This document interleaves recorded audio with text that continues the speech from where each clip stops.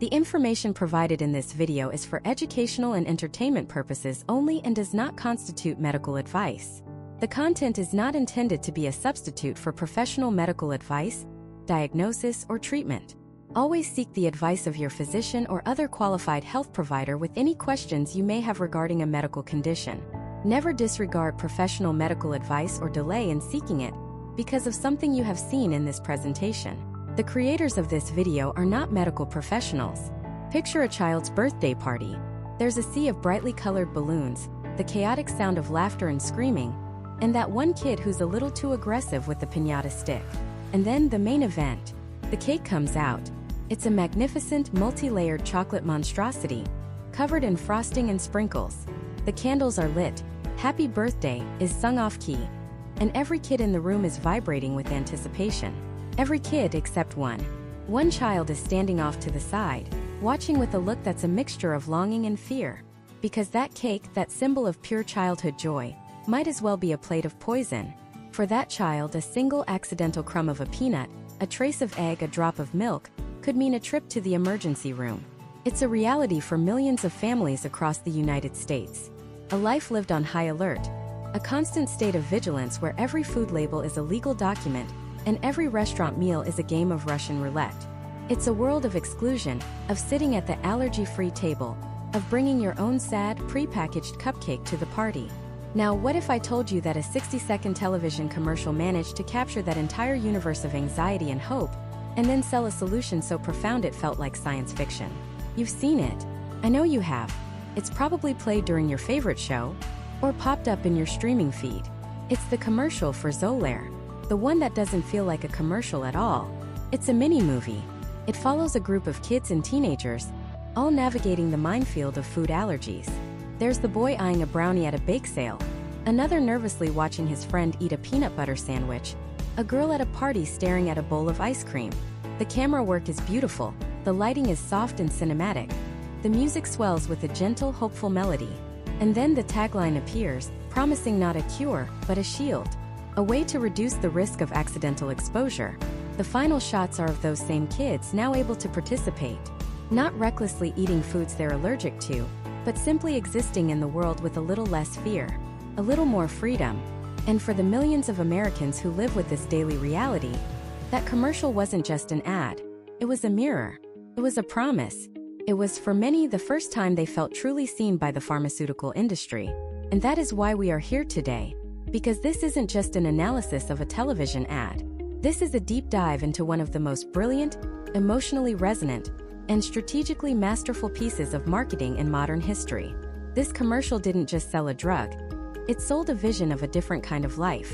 It tapped into a deep primal fear that parents have for their children's safety and offered them a sliver of peace of mind.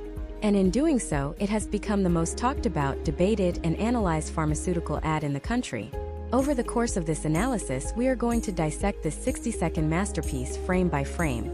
We will uncover the powerful psychological triggers embedded in its narrative, the specific colors, sounds, and facial expressions meticulously chosen to evoke empathy and trust. We will break down the storytelling arc, a classic hero's journey compressed into a minute, and show you how it bypasses your rational brain and speaks directly to your heart. But we're going much deeper than that. We're going to explore the science of Xolair itself. How does this biologic drug, originally approved for asthma, actually work to protect against multiple food allergies? We'll demystify the mechanism of action, explaining immunoglobulin E, mast cells, and the allergic cascade in a way that's clear and easy to understand. We'll look at the clinical trial data that got this drug its groundbreaking FDA approval, and we'll ask the tough questions. How effective is it, really? Who is the ideal candidate? And what are the risks and side effects that the commercial, with its soft-focused lighting and gentle piano score, doesn't exactly highlight? Then we're putting on our business hats. We're going to investigate the massive financial gamble taken by its manufacturers, Genentech and Novartis. We'll analyze the market they're targeting, a market that has exploded in the last 2 decades, and the multi-billion-dollar-a-year potential that Xolair represents. Why this specific marketing strategy? Why now?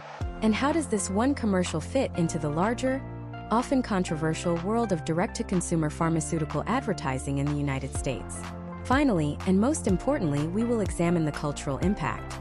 What does the success of this commercial say about us? About our collective anxieties, our relationship with modern medicine, and our relentless pursuit of a normal life free from risk? This commercial is a cultural artifact. It's a reflection of a society grappling with a modern epidemic.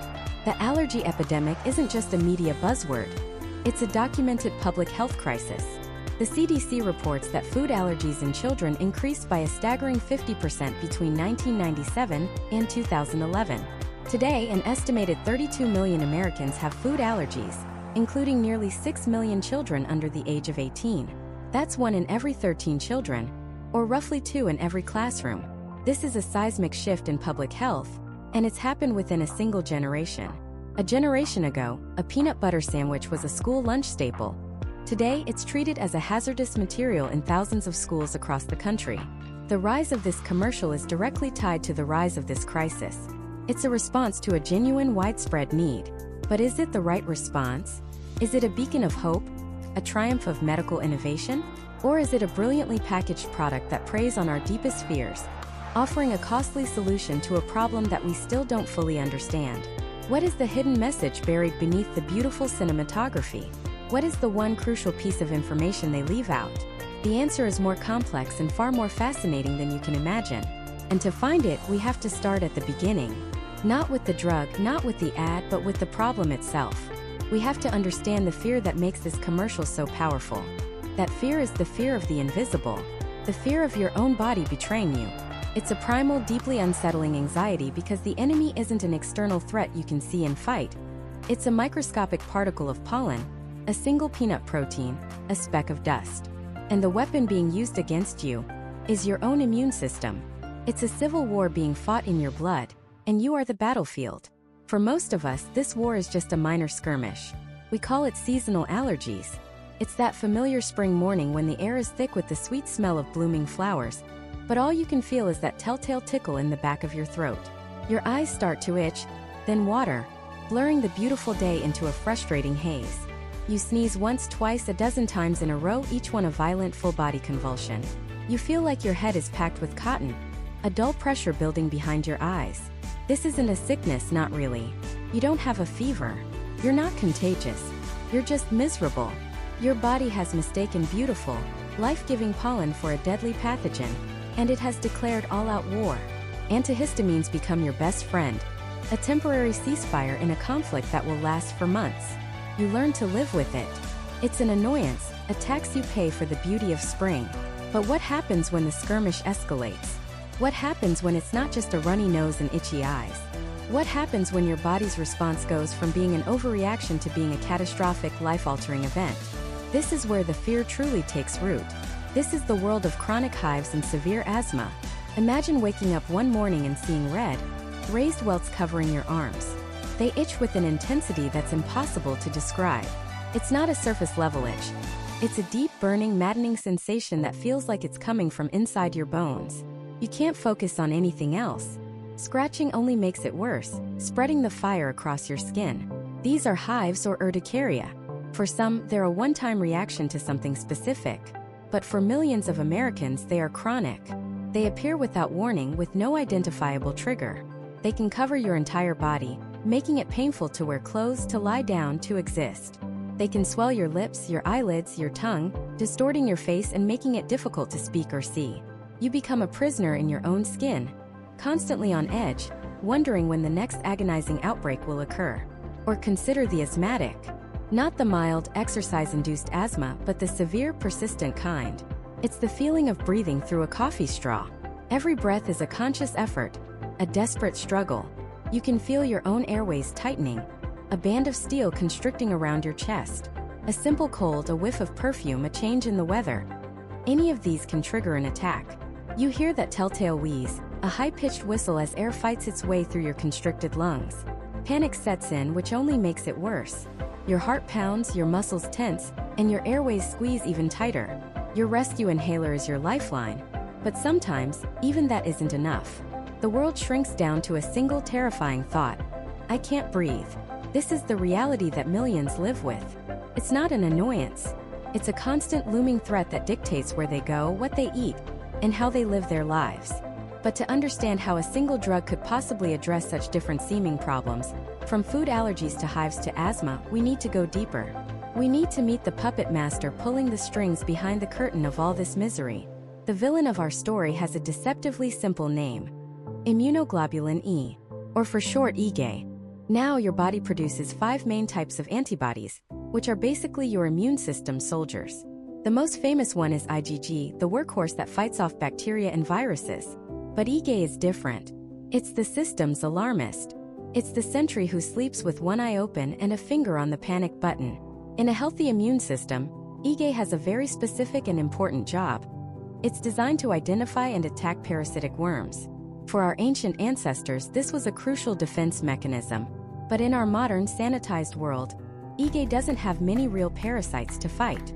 So it gets bored. And a bored IgA is a dangerous IgA. Starts looking for trouble. Starts seeing enemies where there are none. It misidentifies a harmless particle of peanut protein as a deadly invader. It tags a grain of ragweed pollen as a mortal threat. Once IgA makes this mistake, it never forgets. It creates a permanent, wanted poster for that substance and circulates it throughout the immune system. Here's how it works. These IgA antibodies attach themselves to the surface of specific cells called mast cells and basophils. Think of these mast cells as microscopic landmines, scattered throughout your body. In your skin, your lungs, your gut. The IgA antibodies are the tripwires. They just sit there waiting. Then, one day you inhale that specific pollen or eat that specific food you're allergic to. The allergen enters your bloodstream and, eventually, it bumps into one of those IgA tripwires on the surface of a mast cell. The moment that connection is made, click. The landmine detonates. The mast cell explodes, releasing a flood of powerful inflammatory chemicals into your body. The most famous of these is histamine. Histamine is the chemical that causes all the immediate, miserable symptoms of an allergic reaction. It makes your blood vessels leaky, causing swelling and hives. It irritates your nerve endings, causing that unbearable itch. It increases mucus production, giving you a runny nose and watery eyes. It constricts the smooth muscles in your lungs, tightening your airways and causing an asthma attack. It is a massive, disproportionate, scorched earth response. It is your body calling in a nuclear airstrike to deal with a housefly. And for people with chronic conditions, these detonations are happening constantly. A low-grade chemical warfare that never ends. But the real terror, the one that underpins the entire market for a drug like Xolair, is when this system goes into complete, catastrophic failure. This is anaphylaxis. Anaphylaxis is what happens when mast cells all over your body detonate at once. It's a chain reaction, a biological flash fire. Within seconds to minutes of exposure to an allergen, your body descends into chaos. It's not just a runny nose or a few hives. It's a system-wide shutdown. The massive, simultaneous release of histamine and other chemicals causes your blood vessels to dilate dramatically all at once. Your blood pressure plummets. Your heart rate skyrockets as it tries desperately to pump blood to your vital organs. But there isn't enough pressure in the system. You feel dizzy, weak, and a sense of impending doom washes over you. A recognized medical symptom. Your tongue and throat swell so rapidly that your airway closes off. You can't breathe. You can't swallow. You can't call for help. Hives erupt across your entire body. You might experience violent cramping and vomiting as your digestive system goes into revolt. Without immediate intervention, an injection of epinephrine to counteract the effects, a person can go into shock, lose consciousness, and die within minutes. This is the ultimate betrayal by your own body. It's the fear of a sudden violent death triggered by something as innocent as a cashew or a bee sting. It's the reason people with severe allergies carry an EpiPen everywhere they go. It's the reason parents of allergic children live in a state of constant vigilance, reading every food label, interrogating every restaurant server. This isn't just a medical condition, it's a psychological burden. It is a life lived on high alert, a life where the world is a minefield of potential triggers. It's the fear of the unknown, the fear of the accidental, the fear that your own immune system, the very thing designed to protect you, could be the thing that kills you. This is the problem. This is the fear. It's a vast and terrified market of millions of people who aren't just looking for relief from a stuffy nose. They are looking for a way to disarm the bomb ticking inside of them. For decades, the only tools they had were avoidance and emergency rescue medications. They could try to dodge the bullets, and they had a shot of adrenaline if they got hit. But what they really wanted, what they desperately needed, was a shield. They needed something that could stop the war before it even started.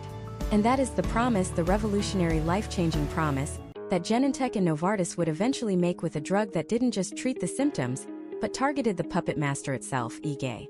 So what does it mean to target IgE? Imagine IgE isn't just a soldier in the war. It's the specific key that unlocks the armory. Every single mast cell in your body has a lock on its surface, a receptor waiting for this one specific key. When an IgE molecule, carrying the allergen signal, clicks into that lock, the door flies open and a biological grenade of histamine is thrown out. Antihistamines are like a cleanup crew, trying to contain the damage after the explosion. But Genentech and Novartis weren't interested in cleanup. They wanted to stop the key from ever reaching the lock. They developed a bioengineered protein, a monoclonal antibody called omalizumab. This isn't a chemical cooked up in a beaker. It's a biological weapon of our own design. Think of it as a microscopic, heat-seeking missile programmed with a single objective: find and neutralize free-floating IgE. Before that IgE key can even get close to the mast cell's lock, omalizumab intercepts it, latches onto it, and effectively disarms it. The key is now useless. It can't fit in the lock. The armory door stays shut. The histamine grenade is never thrown. The war is over before the first shot is even fired. This was revolutionary, a complete paradigm shift. But creating this microscopic missile was one thing. Proving it could win a very specific and mysterious war was another. And that war was against a condition known as chronic idiopathic urticaria, or CIU.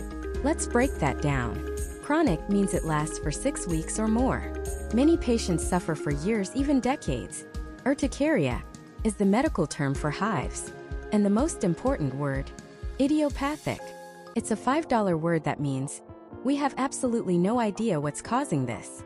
Now, try to put yourself in the shoes of a CIU patient. You wake up one morning with intensely itchy, raised welts on your skin. You assume you ate something bad or touched something you're allergic to. But the hives don't go away. They fade in one spot only to erupt in another. They can appear on your face, your hands, your throat. They can be accompanied by angioedema, deep, painful swelling of the lips, the eyes, the tongue.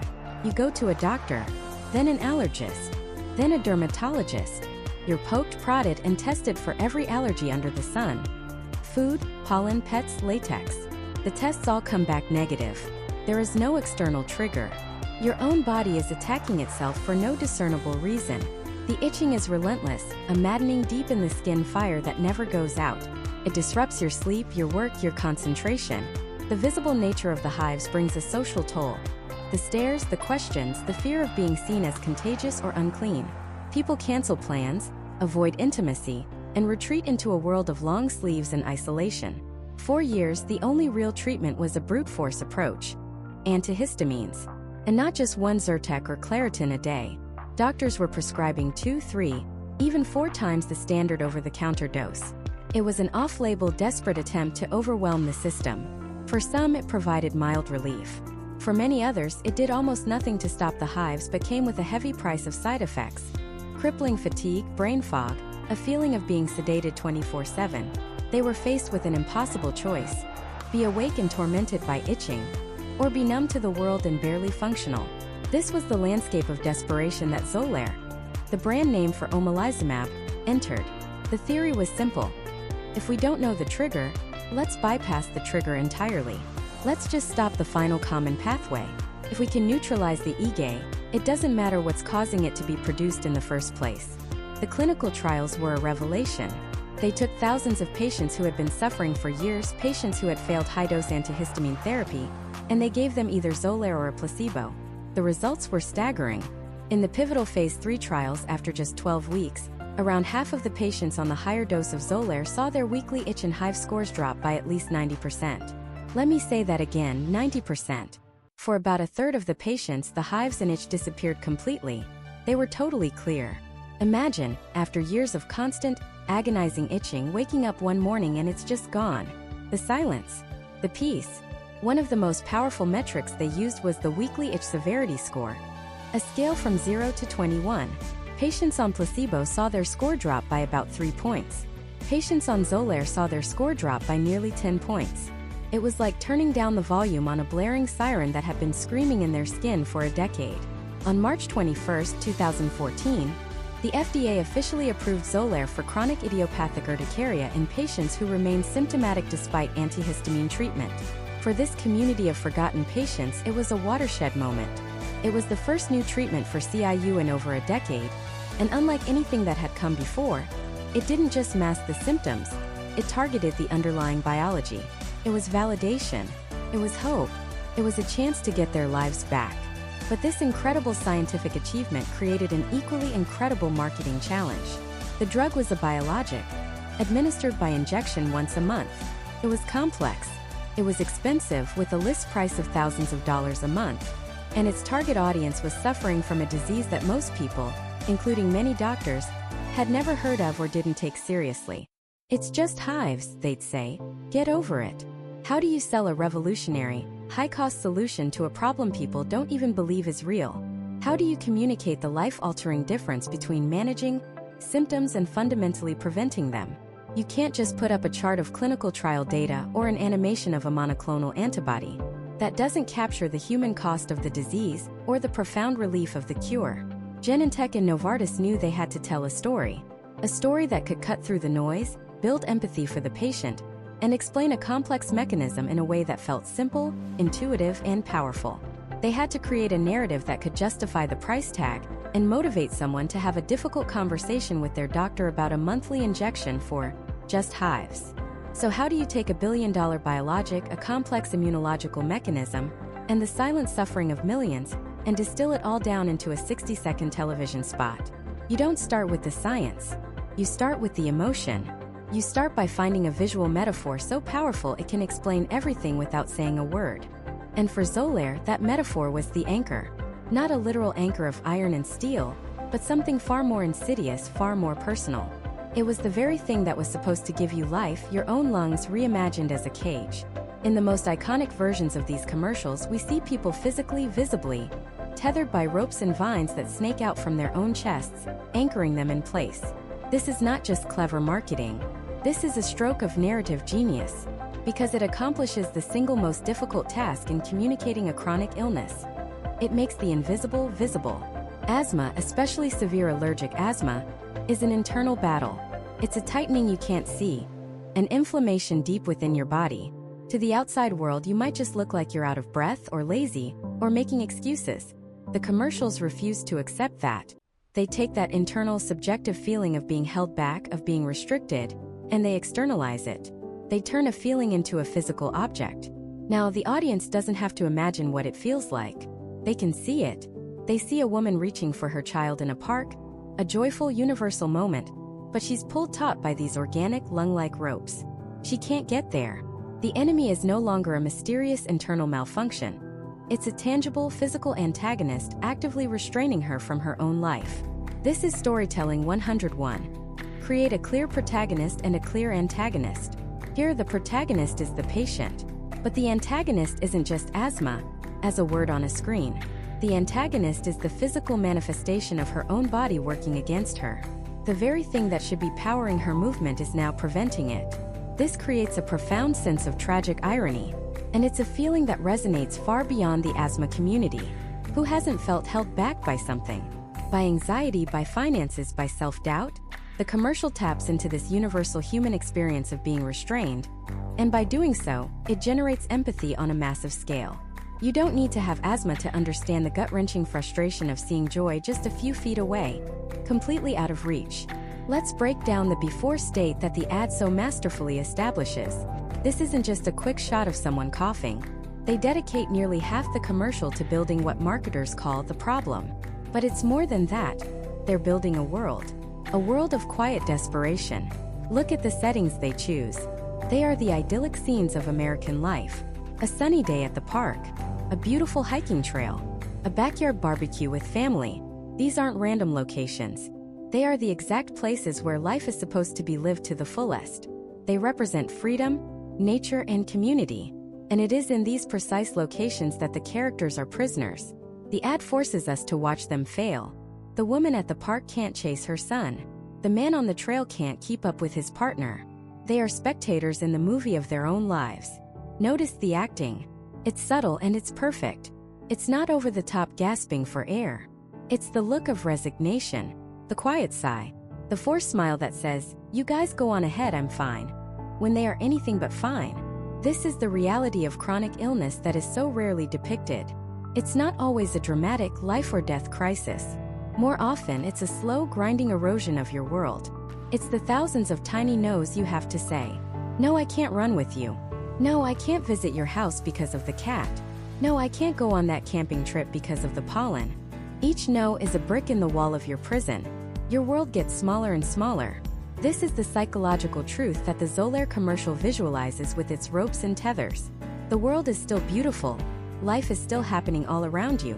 But your personal radius of participation shrinks day by day.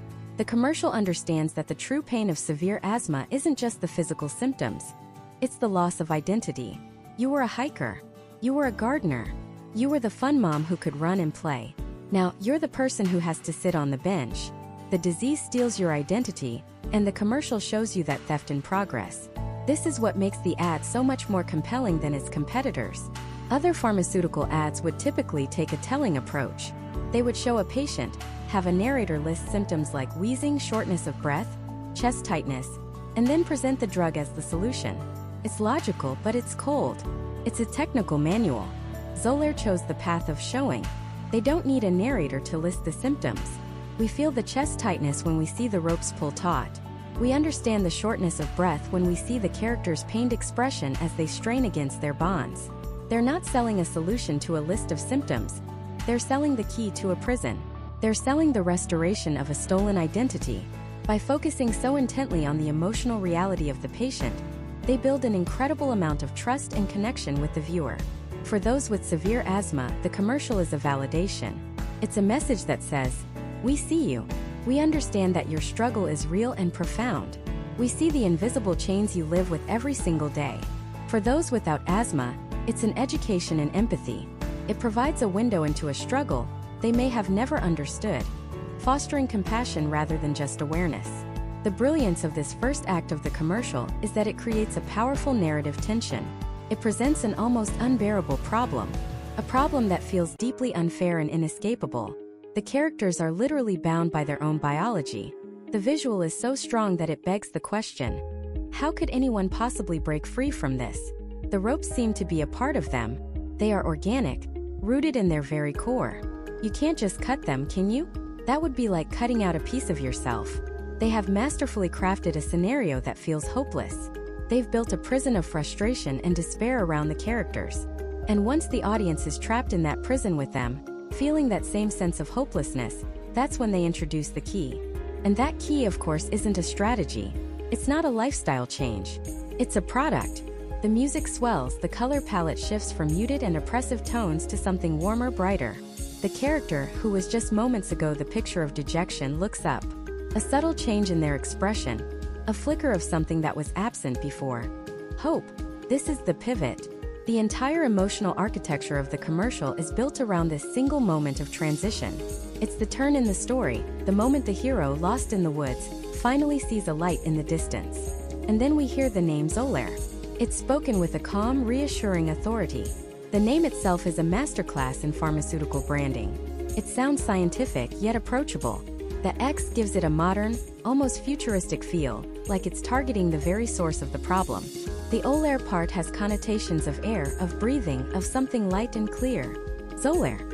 It's designed to sound like the solution before you even know what it does. The commercial doesn't just say the name. It presents it. The name appears on screen in a clean, elegant font, often accompanied by a simple, memorable logo. It's not just a drug. It's an answer packaged and branded for maximum psychological impact. Now, the ad has to do something incredibly difficult. It has to explain a complex biological mechanism to an audience that, for the most part, has no background in immunology. And it has to do it in about 15 seconds.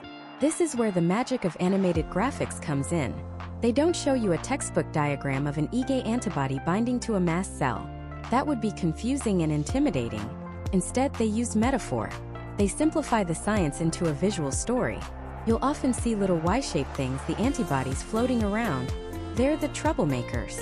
Then you see them attaching to other little round cells, the histamine triggers. When they connect, boom, a little burst effect signifies the release of histamines, the cause of the itch, the hives, the misery. It's a simple, elegant cartoon of a complex problem. Then the hero arrives, the Xolair molecule, represented by a different shape, maybe something sleek and protective. It swoops in and intercepts the troublemakers. It binds to them before they can trigger the histamine release. The animation shows the Y-shapes being neutralized, rendered harmless. The problem is visually solved. This is genius-level communication. It tells the viewer, we understand this complex thing happening inside your body, and we have an equally elegant and precise solution. It makes the science accessible. It builds confidence not through data and charts, but through a story. The viewer doesn't need to understand the pharmacology. They just need to understand the cartoon. Bad guys were causing a problem, good guys came in and stopped them. The implicit message is powerful. This isn't just a band-aid that covers up symptoms. This goes to the source and stops the reaction before it even starts. It's a fundamental solution, a root cause fix. And right after this moment of scientific reassurance, this visual proof of efficacy, comes the most important line in the entire commercial. It's the legal and commercial linchpin of all direct-to-consumer pharmaceutical advertising in the United States. Ask your doctor about Xolair. This phrase is not a casual suggestion. It is a powerful multi-layered call to action. First, it activates the viewer. It gives them a concrete next step. Their passive viewing experience is now transformed into a potential real-world action. They've been given a problem they relate to, a solution that looks promising, and now a mission. Second, it cleverly reframes the patient-doctor relationship. It empowers the patient to initiate a conversation about a specific, branded product.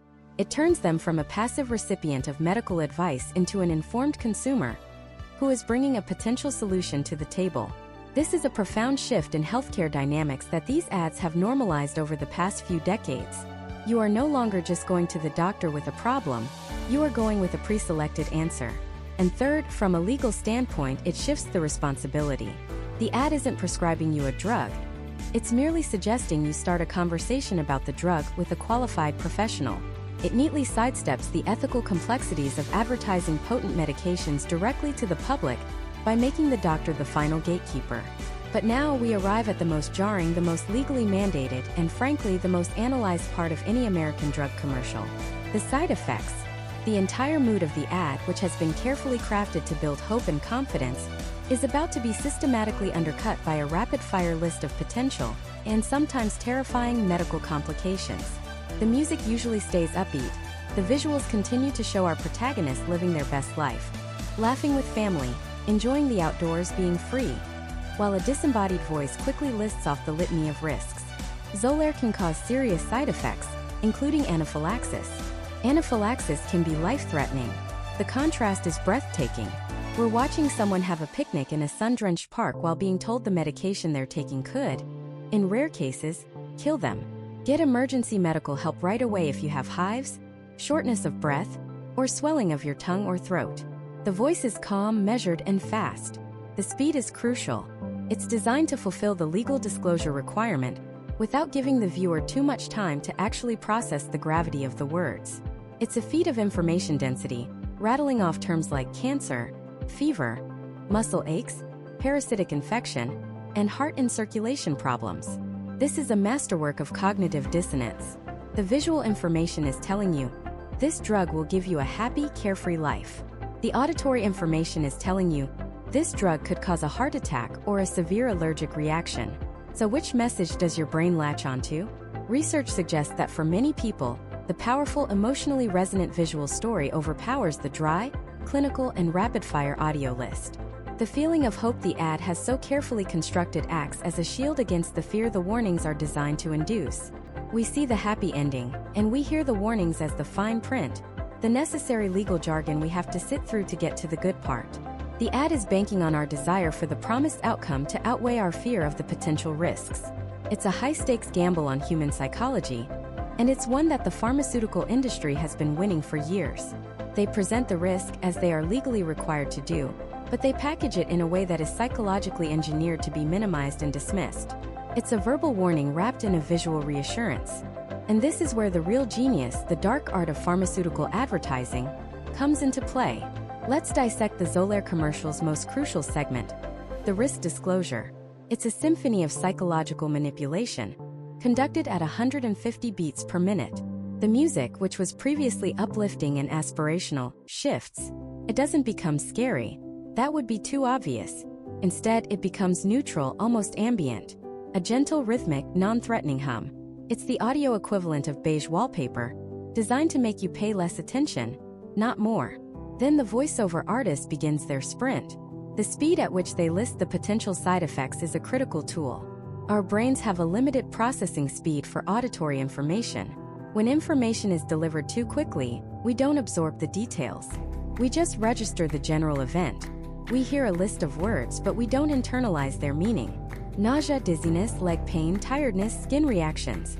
They blur into a single monotonous drone. The specific threats are lost in the sheer velocity of the delivery. It's a technique known as information overload. By bombarding you with too much, they ensure you retain very little. Simultaneously, what are you seeing on screen? While your ears are being flooded with warnings of pain, fatigue, and allergic reactions, your eyes are feasting on images of pure, unadulterated joy. A woman is gardening in the sun. A man is laughing with his friends at a barbecue. A couple is walking on the beach, hand in hand, without a care in the world. This isn't an accident. This is a deliberate, calculated strategy to induce cognitive dissonance. Cognitive dissonance is the mental discomfort we feel when we hold two conflicting beliefs or ideas at the same time. Here, the conflict is, this drug could give me a better life versus this drug could seriously harm me. The human brain hates this discomfort. It will actively seek to resolve the conflict. And the commercial is designed to guide you toward a specific resolution. The visual evidence is overwhelmingly positive. The people on screen are not just fine, they are thriving. They are the living embodiment of the better life belief. The verbal warnings, on the other hand, are abstract, rapid-fire, and detached. They feel theoretical. So, which idea is easier for your brain to discard? The scary, abstract, quickly spoken list of words, or the powerful, emotional, and beautiful video of human happiness? Your brain resolves the dissonance by clinging to the positive visuals and downplaying the negative audio. It concludes, those bad things probably won't happen to me. I'll be like the people on TV. This plays directly into another one of our built-in mental shortcuts, the normalcy bias. We tend to believe that things will continue to function the way they normally have. The people in the ad represent the normal outcome. They took Xolair, and now their life is fantastic. The list of side effects represents the abnormal, the outlier. Our brains are hardwired to underestimate the likelihood of a disaster. We see the happy gardener and think, that will be me. We don't picture ourselves as the 1% who might experience a severe side effect, because that's not the normal story being presented. Now let's look closer at the language itself. Notice the careful phrasing. Xolair is not for sudden breathing problems. The most common side effects of Xolair include, common is a relative term. What does it even mean? 1 in 10, 1 in 100? The ambiguity is the point. Then comes the real centerpiece of the warning. The most serious risk associated with this drug. Xolair has what's called a black box warning from the FDA.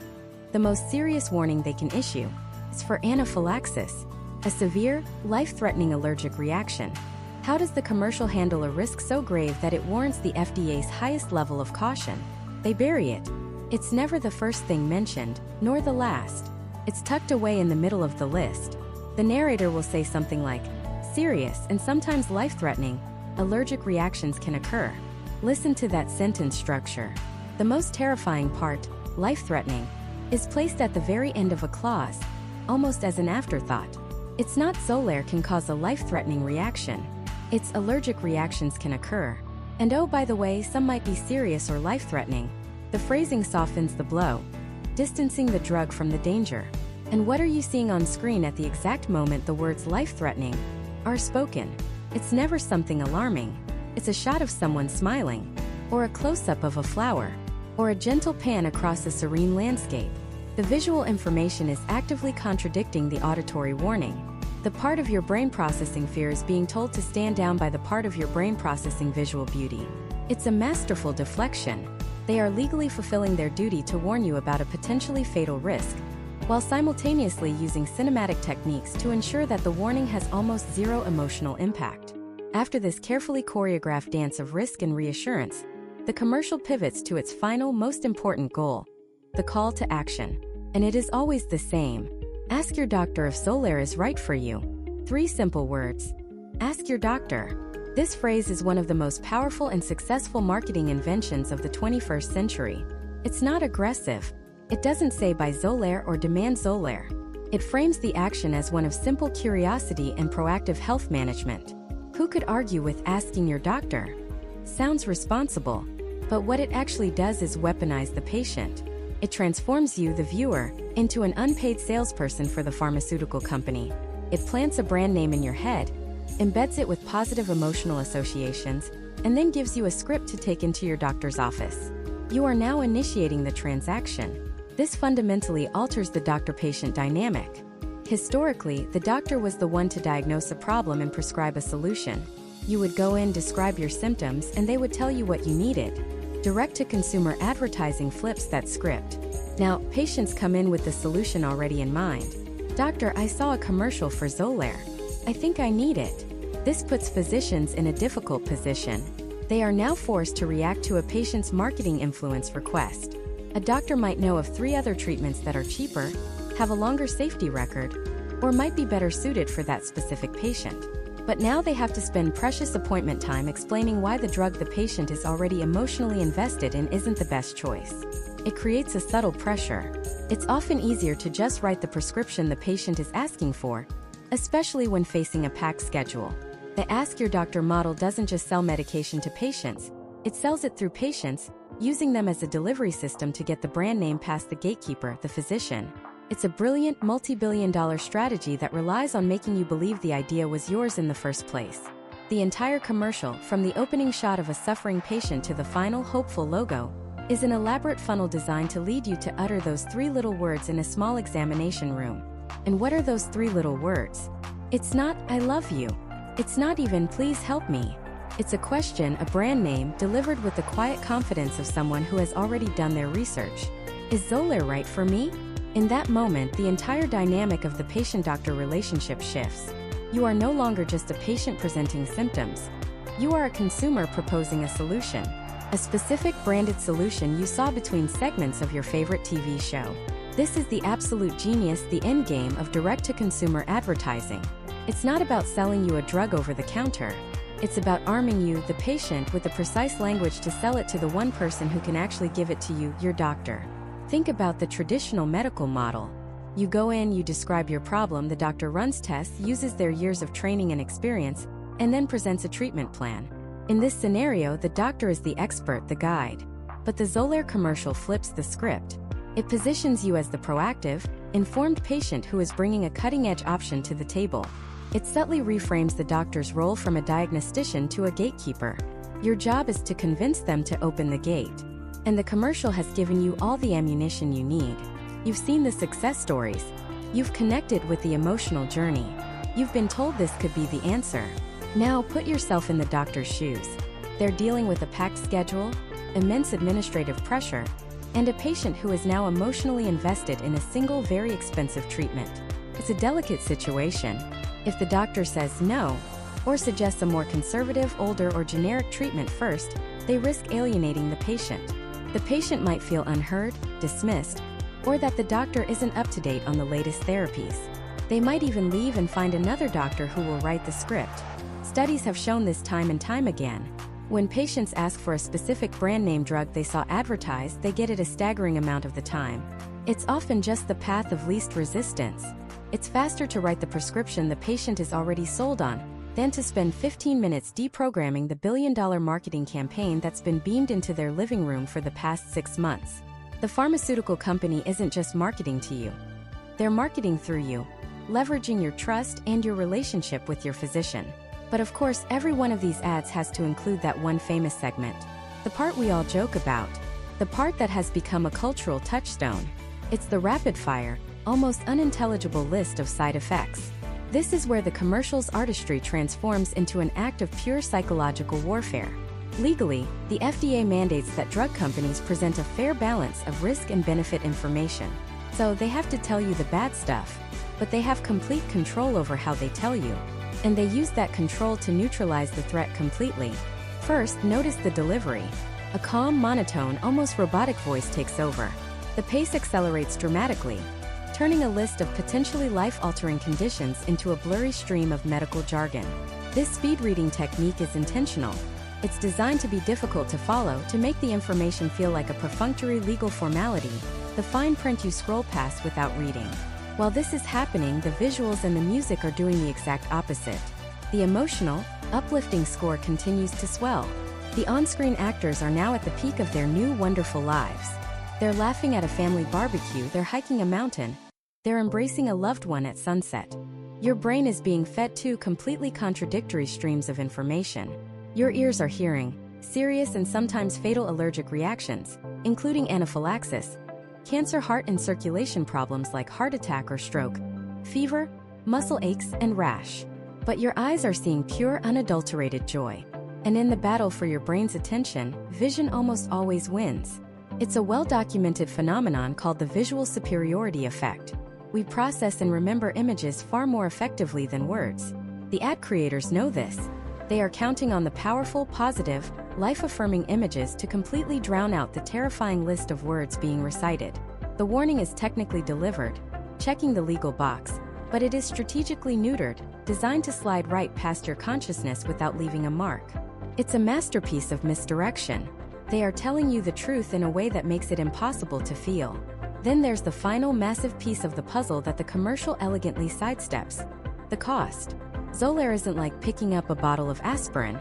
It's a biologic, a complex, expensive class of drugs. Without insurance, the list price for a course of treatment can be thousands, sometimes tens of thousands of dollars per year. This is a life-changing amount of money for the vast majority of Americans. But do you see a price tag anywhere in the commercial? Of course not. Showing the price would shatter the dream they've so carefully constructed. It would introduce a massive barrier, a dose of harsh reality that would scare off most potential customers immediately. Instead, they handle it with a single brilliantly crafted line, usually delivered at the very end. Something like, if you can't afford your medication, Genentech and Novartis may be able to help. It's an incredible piece of public relations.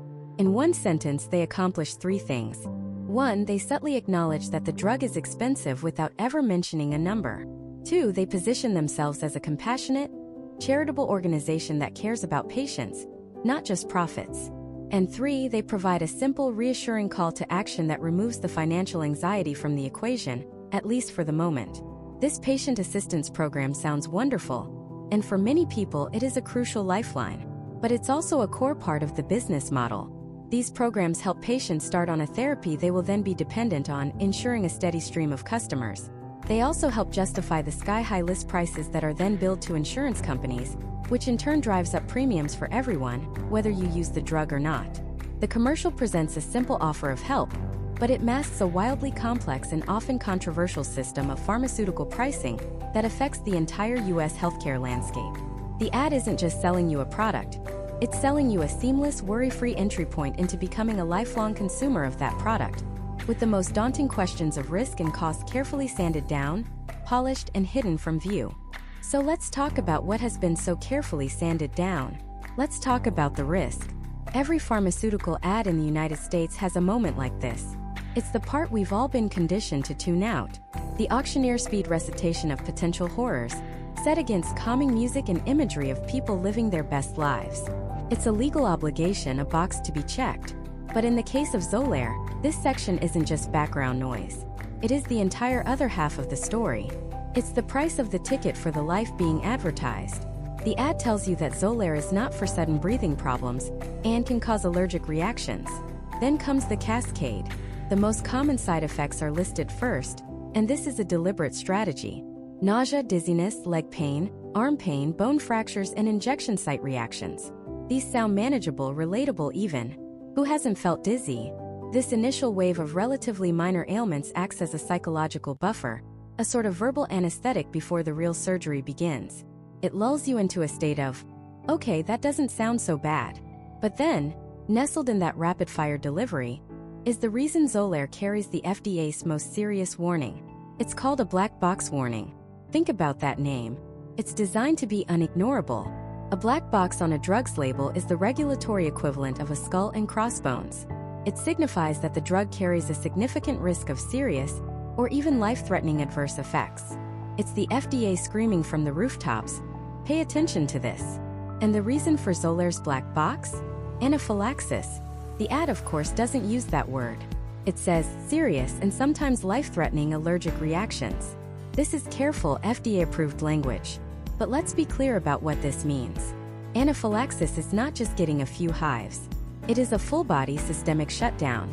It's your throat closing, your blood pressure plummeting, your body going into shock. It can happen minutes after the injection, or, and this is the truly unsettling part, it can happen more than a year after you've started regular treatment.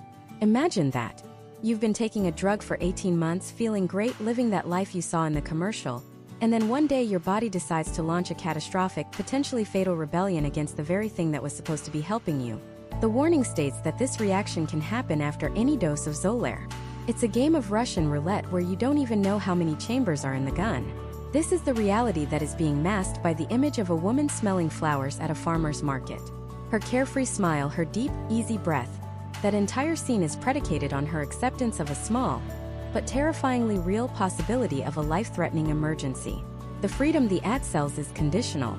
It's a lease, not a purchase, and the terms and conditions are written in the fine print of a black box warning. But it doesn't stop there. Go deeper into the prescribing information, the part the commercial definitely doesn't have time for, and you find more. A clinical study found a higher rate of cancers, including breast, skin, and prostate cancer, in patients treated with Xolair compared to those who were not. The data wasn't conclusive enough to establish a direct causal link, which is why it's not the headline warning, but it was significant enough that the FDA requires it to be disclosed. It's another shadow lurking behind the sunny visuals. A statistical ghost in the machine. And there's more. Heart and circulation problems. The official label warns of a higher risk of what they call cardiovascular and cerebrovascular serious adverse events. This includes heart attacks, strokes, chest pain, and blood clots in the lungs and veins. Again, the numbers are small, but they are not zero. When the ad shows our hero effortlessly riding her bike up a hill, it's selling an image of cardiovascular health. It is selling the idea of a strong heart and clear lungs. The irony that the drug enabling this picture might itself carry a risk to that very system is profound. Then there's the warning about parasitic infections. Because of how Xolair works, by targeting a part of your immune system, it can reduce your body's ability to fight off certain infections. Specifically, it puts you at a higher risk if you're exposed to roundworms or tapeworms. It's a bizarre, almost medieval-sounding side effect that feels completely disconnected from the modern, clean, aspirational world of the commercial. So let's put this all together. The ad presents a simple, elegant equation. Your severe asthma plus Xolair equals a new, vibrant life. But the full, unabridged equation is far more complex. It's your asthma plus a drug that requires you to carry an epinephrine autoinjector in case of a sudden, life-threatening allergic reaction that may be associated with a higher risk of cancer, that could increase your risk of a heart attack or stroke, and that makes you more susceptible to parasitic worms, equals a new, vibrant life. It's a different calculation, isn't it? And this is where the genius of the ad's construction truly shines. It masterfully separates the emotional promise from the clinical reality. The promise is delivered slowly, with beautiful cinematography, relatable characters, and uplifting music. It's designed to burrow deep into your psyche, to connect with your deepest desires for health and freedom. The reality, the list of risks, is delivered at high speed, in a monotone voice, with no accompanying visuals to help you process it. It's designed to be legally compliant but psychologically insignificant. Your brain can't weigh these two things equally. The emotional, narrative-driven information has a massive advantage. The ad creators know this. They are counting on the feeling of seeing that woman live her dream to overwhelm the fleeting, abstract fear of a black box warning. They are selling you the destination so convincingly that you don't stop to look at the map and see the roads marked with "Here be dragons." The final piece of this puzzle is the constant refrain. Ask your doctor if Xolair is right for you. This phrase is the ultimate sleight of hand. It's presented as a responsible call to action, a deferral to medical expertise. And on one level, it is. But on another, it's a brilliant offloading of responsibility. The advertisement has done its job. It has planted the seed of desire. It has made you, the patient, the primary advocate for the product. It has created a scenario where you walk into your doctor's office not with a question, "How can I manage my asthma?" but with a solution already in mind. "I want the drug I saw on TV." The ad sells the dream. It leaves the doctor with the unenviable task of explaining the potential nightmare. It positions the physician not as a diagnostician, but as a gatekeeper to the life you've already been promised. And what a gate it is! It's a gate built of prior authorizations, insurance formularies, and medical necessity letters. But before a patient even gets to that, they have to pass through the other, more terrifying gate, the one made of side effects. Every drug commercial has it. That moment where the music softens slightly, the visuals stay idyllic, and a calm, reassuring voice rapidly lists a series of increasingly alarming medical conditions. It's a masterclass in psychological misdirection. Our brains are processing the visual information, the happy family, the vibrant life, the freedom, on a deep emotional level. That information is sticky. It's what we remember. The auditory information, however, the list of potential ailments, is presented as a legal formality. It's designed to be heard, but not truly listened to. It's the verbal equivalent of the fine print you scroll past. Let's actually listen. Not just hear, but listen. The Xolair commercial warns of, quote, serious allergic reactions, including anaphylaxis. It continues, the most common side effects include nausea, dizziness, pain, tiredness, itching, skin reaction, and warmth. Then it adds injection site reactions, viral infections, upper respiratory tract infections, sinusitis, headache, and sore throat. And let's not forget the one they bury with particular skill. A slightly higher risk of cancer was seen in patients treated with Xolair. A slightly higher risk of cancer. Think about the cognitive dissonance required to process that phrase while watching a child joyfully fly a kite. The visual says life. The audio, however, quietly says death. The ad creates a conflict in your brain, and it bets correctly that the powerful emotional pull of the imagery will win out over the dry clinical recitation of risk. The warning is delivered not to inform you, but to indemnify the company. It's a legal shield disguised as a patient bulletin. The doctor isn't just a gatekeeper to the drug's side effects. They're the gatekeeper to its staggering cost. This is the silent, invisible character in every single one of these commercials, the price tag. The ad sells a lifestyle accessible to all, but the reality is a treatment accessible to a select few. The list price for Xolair can be astronomical, often running into the tens of thousands, or even over $50,000 a year. The commercial knows this is an impossible number for the average person, so it performs another brilliant sleight of hand. It offers a solution, the copay program. You'll hear a line like, if you can't afford your medication, Genentech and Novartis may be able to help. It sounds benevolent. It sounds like a helping hand. But for millions of Americans, this is the beginning of a bureaucratic nightmare. That help isn't a simple coupon. It's a complex system of applications and eligibility requirements. First, you need to have the right kind of commercial insurance. If you're on Medicare or Medicaid, you're often out of luck. Then, your doctor has to fight your insurance company, a process called prior authorization, to prove that you absolutely need this specific, incredibly expensive drug over any and all cheaper alternatives. This can take weeks, sometimes months of paperwork, phone calls, and appeals. The patient is left in limbo, caught between the promise they saw on TV and the reality of a system designed to say no. If the drug is finally approved, the copay card kicks in to reduce the out-of-pocket cost. But even this has limits and expiration dates. It's a temporary patch on a gushing financial wound. The ad presents a simple equation. You have a problem. Xolair is the solution. The reality is a complex, exhausting algebra problem involving deductibles, co-insurance, out-of-pocket maximums, and the ever-present fear that your insurance company will simply change its mind next year. The dream is free to watch. The reality is mortgaged. Beyond the cost, there's the most serious risk of all, the one that gets its own special warning, anaphylaxis. This isn't just a side effect. It's a potential catastrophe. Anaphylaxis is a severe, life-threatening allergic reaction. The Food and Drug Administration, the FDA, takes this so seriously that Xolair carries what is known as a black box warning. This is the strictest, most urgent warning the FDA can mandate for a drug. It's reserved for medications with potentially fatal side effects. It means the drug's risks are so significant that they need to be called out in the starkest possible terms. The commercial, of course, has to mention this. It's the law, but watch how it does it. The tone remains even, the visuals remain pleasant. It's framed as a rare event, a statistical outlier. But for the person considering this drug, it's a terrifying game of Russian roulette. The ad tells you the reaction can occur after any dose, even if you've had no reaction before. Imagine the psychological toll of that. Every 2 to 4 weeks for the rest of your life, you go in for an injection knowing that this could be the one that closes your throat, drops your blood pressure, and sends you to the emergency room. The commercial doesn't show that part of the new normal. It doesn't show the patient having to wait in the doctor's office for a period of time after every single injection, just in case their body decides to mount a massive, life-threatening attack against the very medicine that's supposed to be helping it. It doesn't show the EpiPen they have to carry, a constant physical reminder of the razor's edge they live on. The ad sells peace of mind, but the black box warning introduces a new and profound anxiety. And this is perhaps the most subtle, yet most profound manipulation of all. The commercial's narrative structure implies a finality. It shows a before, full of suffering, and an after, full of freedom. It presents the drug as the bridge from one to the other. But Xolair isn't a cure. It's a chronic treatment. The freedom it depicts is conditional. It lasts only as long as you keep getting the injections, keep paying the price, and keep accepting the risks. The after isn't a destination you arrive at. It's a state you have to perpetually maintain.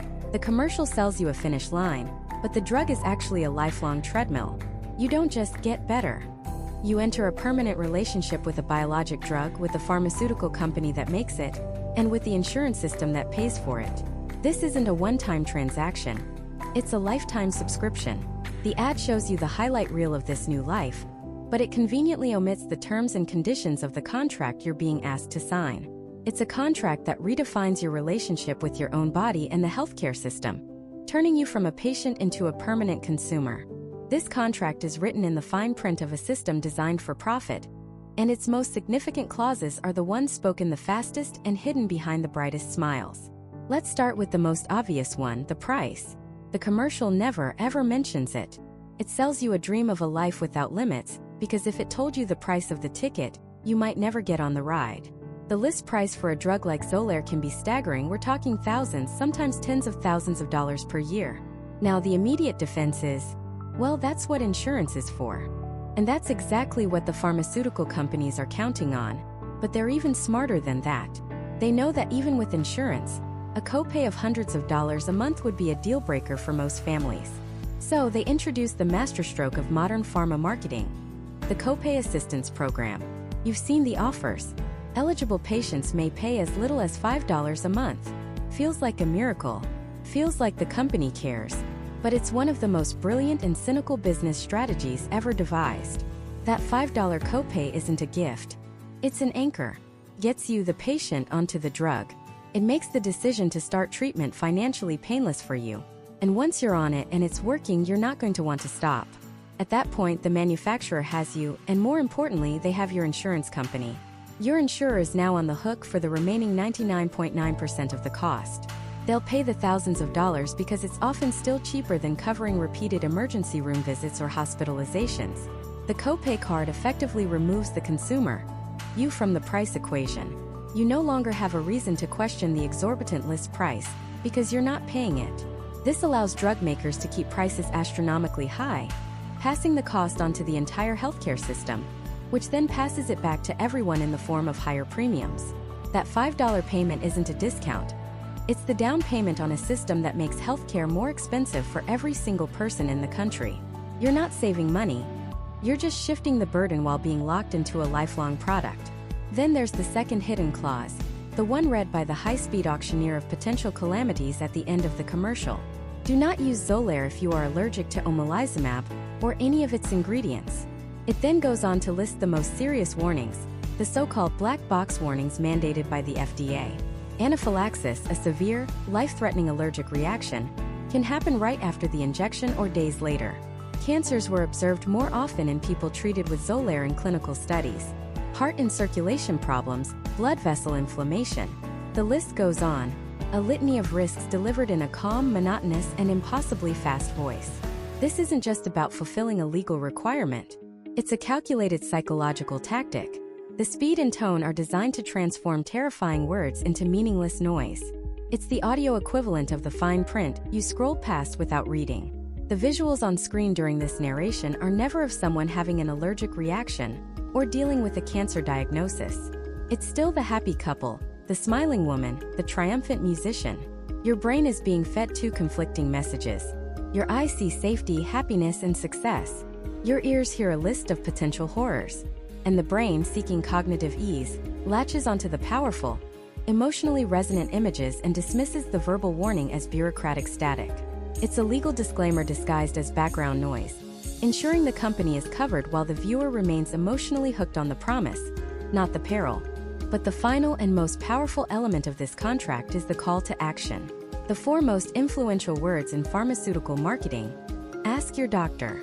This phrase is a work of genius because it sounds so responsible. It sounds like it's encouraging a thoughtful professional consultation, but what it actually does is flip the entire dynamic of medicine on its head. For nearly all of medical history, you went to a doctor with a set of symptoms. The doctor, the expert, would perform a diagnosis and then prescribe a course of treatment. Direct-to-consumer advertising changes that. You, the patient, now walk into the exam room armed with a solution you saw on television. You are no longer asking, "What's wrong with me, doc?" You are asking, "Is Xolair right for me?" You are requesting a specific branded product by name. This puts the doctor in an incredibly difficult position. They are now forced to react to your request. If they agree, they are simply fulfilling the marketing funnel created by the commercial. If they disagree, they have to spend precious time and energy explaining why the billion-dollar ad campaign you've been watching for months is wrong, potentially creating friction and distrust with their own patient. This is why the United States and New Zealand are the only two developed countries in the world that allow this kind of advertising.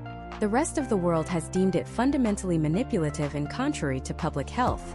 It encourages patients to desire the newest, most expensive patent-protected drugs, even when older, cheaper, or non-pharmaceutical options might be just as or even more effective. It's a system designed to sell, not to heal. So when we step back and look at the entire commercial, we see the full picture. It's not just an ad for a drug.